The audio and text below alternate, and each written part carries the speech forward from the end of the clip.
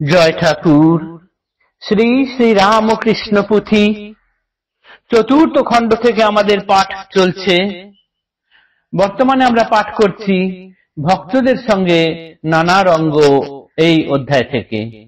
ঠাকুর শ্রী শ্রী রামকৃষ্ণ দেব তার লীলা পার্শ্বদের কার সঙ্গে কিভাবে লীলা করেছেন, কিভাবে রঙ্গ করেছেন, সেই অংশটুকুই আমরা বিভিন্ন ভাবে এখানে দেখতে পাচ্ছি। গতদিনের পাঠে আমরা দেখেছিলাম যে গিরিশ ঘোষ ঠাকুরকে বাবা, মা, মাসি, পিসি ইত্যাদি তুলে অকথ্য ভাষায় প্রভূত গালাগালি করেছেন।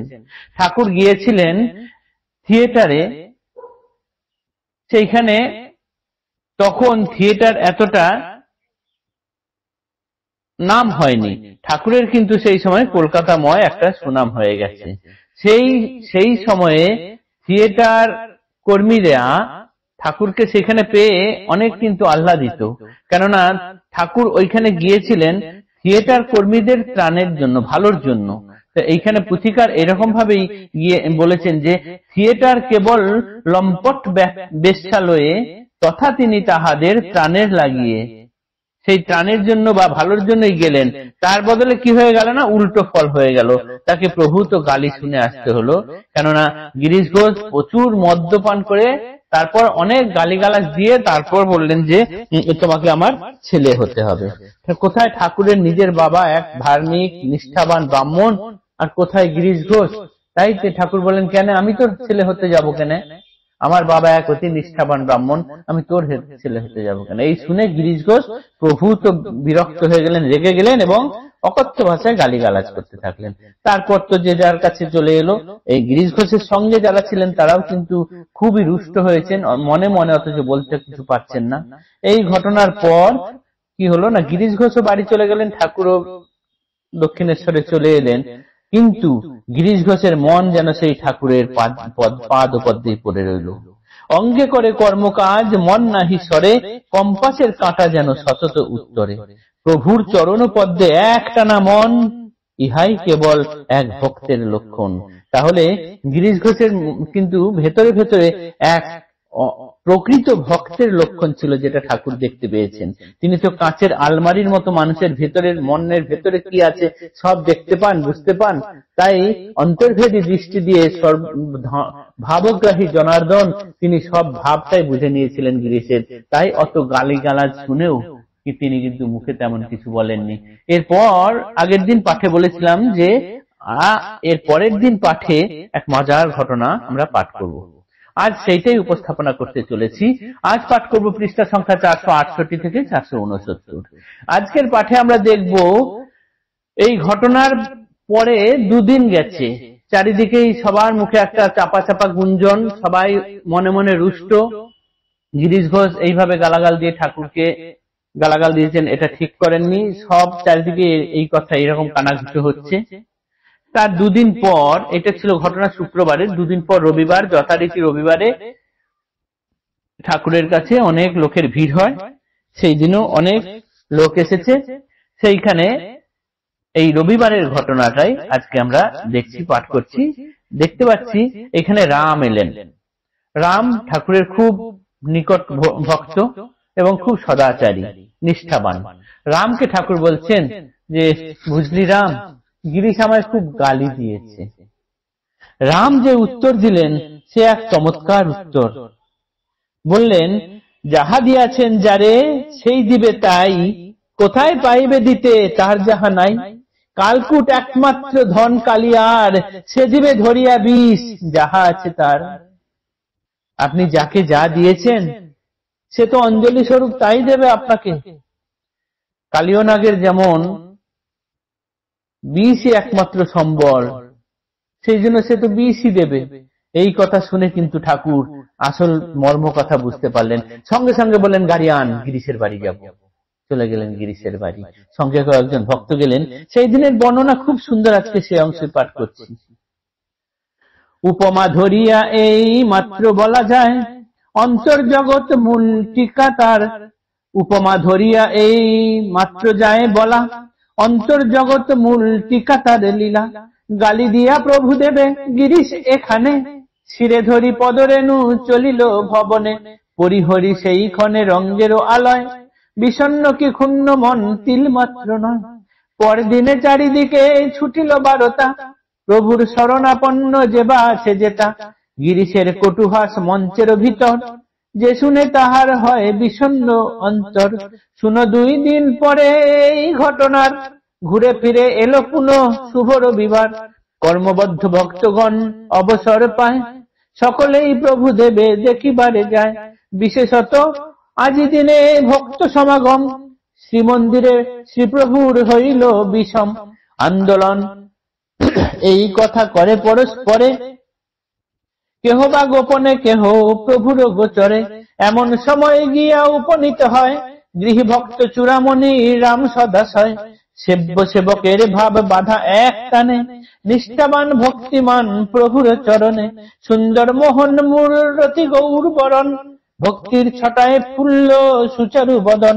পুণ্য দর্শন রাম আকির আরাম, মুক্ত হস্তে মুক্ত আত্মা চাই ভক্তরাম। দেখিয়াই প্রভুদেব কহিলেন তায়, গিরিশ বড়ই গালি দিয়েছে আমায়। ভূমিতে লুটিয়া বন্দি প্রভুর চরণ, দিলে গালি খেতে হবে ভক্তোত্তম কন। শ্রীপ্রভু বলেন যদি মারে অতঃপর, সহিতে হইবে তাহা রামের উত্তর। যাহা দিয়াছেন যারে সেই দিবে তাই, কোথায় পাইবে দিতে যাহা তার নাই। কালকুট একমাত্র ধন কালিয়ার, সে দিবে ধরিয়া বিষ যাহা আছে তার। কি বুঝিয়া প্রভুদেব রামের বচনে, তখনই আনিতে গাড়ি আজ্ঞা হয় রামে। আজ্ঞা পরে ভক্তবর আনিল সত্তর, যাহা জহে যাত্রা যাহে করিলেন গিরিশের ঘর। কতিপয় ভক্ত মাত্র প্রভুর সহিত, কতিপয় ভক্ত মাত্র প্রভুর সহিত, ত্বরান্বিত যথাস্থানে হইল উপনীত। অন্দরে আরাম সজ্জা গিরিশ যেথায়, বার্তা বহু শুভ বার্তা তথা লয়ে যায়।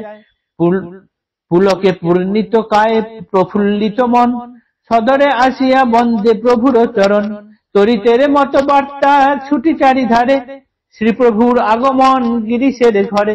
সন্নিকটে অনেক ভক্তের নিকেতন, ক্রমে ক্রমে বহুজন দিলা দর্শন। ভরিল বৈঠকখানা অতি পরিসর, গালিচার গদি তার উপরে চাদর। সুন্দর বিছানা পাতা তাকিয়ায় ঠেস, উপবিষ্ট রামকৃষ্ণ বিভু পরমেশ। নানা রঙ্গের রসভাস ভক্ত ভগবানে, মঞ্চের ঘটনা মোটে নাহি কারো মনে। গিরিশের ঘরে নাই কোনো অনাটন, সেবার কারণে করে নানা আয়োজন। পরম বৈষ্ণব ভক্ত বসু বলরাম, শুভ্র পরিচ্ছদ শিরে পাগ শোভমান। মহানন্দে মৃদুমন্দ আসছে হাসি রেখা, গিরিশের আবাসে আসিয়া দিল দেখা। ভক্তি ভরে প্রভু ভরে দূরে প্রণমিয়া, করজোরে একধারে রহে দাঁড়াইয়া। প্রস্তুত প্রভুর ভোজ্য লুচি তরকারি, বিবিধ রকম ভাজি কত রকমারি। সন্দেশ সহিত মিষ্টি নানান প্রকার, আনিয়া থুইল যেথা শ্রীপ্রভু আমার। উপবিষ্ট বিছানায় তাহার উপরে, গিরিশের কথা মতো ব্রাহ্মণ চাকরে। ভক্ত বসু বলরাম বৈষ্ণব আচার, লাগিল তাহার চক্ষে অতি কদাচার। সেই হেতু চিনতে তেহ আপনার মনে, বিছানায় ভোজ্য থালা থুইল কেমনে। বসুর অন্তর কথা বুঝিয়া অন্তরে, হাসিয়া হাসিয়া প্রভু বলিলেন তারে। তোমার ভবনে যবে করিব ভোজন, এরূপ সে নহে রবে স্বতন্ত্র আসন। তোমার ভবনে যবে করিব ভোজন, এরূপে সে নহে রবে স্বতন্ত্র আসন। যার যেন ভাব প্রভু তেন তার কাছে, বিনা প্রভু সাধ্যকার ভক্ত ভাব বাছে। এক রূপে বহু রূপ প্রভু পরমেশে, তার কাছে তেন রূপ যে যেমন বাসে। বিবিধ ভাবের ভক্ত লীলায় এবার, শুনো ভক্ত সংযটন অমৃত ভান্ডার। ঠাকুর গিরিশের বাড়ি পৌঁছে গেছেন। গিরিশ এই কথা শোনা মাত্রই নিজে তাড়াতাড়ি ছুটে এলেন বাইরে, এসে ঠাকুরকে অভ্যর্থনা করে ভেতরে নিয়ে গেলেন। ভেতরে সেই আরাম সজ্জা, যেখানে পিছনের ঠেস দেওয়ার জন্য বিছানায় বালিশ রয়েছে, নিচে একদম সুন্দর বিছানা পাতা, তার উপরে চাদর পাতা রয়েছে, গদি রয়েছে নিচে, সেইখানে ঠাকুরকে বসতে দিয়েছেন। এই কথা শুনে পারিপার্শ্বিক নানান ভক্তজন তাদের এই কথা রটে গেছে খুব তাড়াতাড়ি যে ঠাকুর গিরিশের বাড়ি এসেছেন। খুব দ্রুত নানান ভক্তজন সেইখানে এসে হাজির হয়েছেন। এসেছেন বলরাম বসু। এইবার ঠাকুরের খাবারের ব্যবস্থা করেছেন গিরিশ ঘোষ। ঠাকুরের খাবার তৈরির জন্য সেই রকম রাঁধুনি রেখেছেন। খাবার নিয়ে আসার জন্য ব্রাহ্মণ চাকরকে রেখেছেন। সেই ব্রাহ্মণ চাকর এবার লুচি, তরকারি, বিভিন্ন রকম ভাজি সবকিছু এনে একটি সুন্দর চাদরের উপরে বিছানায় রাখলেন, ঠাকুর যেখানে বসেছিলেন। এদিকে বলরাম বসু তিনি খুব আচারী বৈষ্ণব। তার চোখে এই বিছানার উপরে খাদ্যবস্তু রাখা ভীষণ অনাচার বলে মনে হলো। ঠাকুর কিন্তু মনে মনে সেটা বুঝতে পেরেছেন। তিনি বুঝে বললেন, তোমার বাড়িতে যখন যেদিন খেতে দেবে সেদিন কিন্তু এরকম নয়, সেদিন অন্যরকম ভাবেই খাবো। তার মনের কথা ঠাকুর বুঝে ফেললেন। যার যেন ভাব প্রভু তেন তার কাছে, বিনা প্রভু সাধ্যকার ভক্ত ভাব বাছে। যেখানে যেমন সেখানে তেমন। ঠাকুর এই রকম ভাবে সকলের কাছে নিজের রূপ ধরা দিতেন। বিবিধ ভাবের ভক্ত লীলায় এবার শুনো ভক্ত সংযটন, অমৃত ভান্ডার। আজ এই পর্যন্তই থাকলো পাঠ।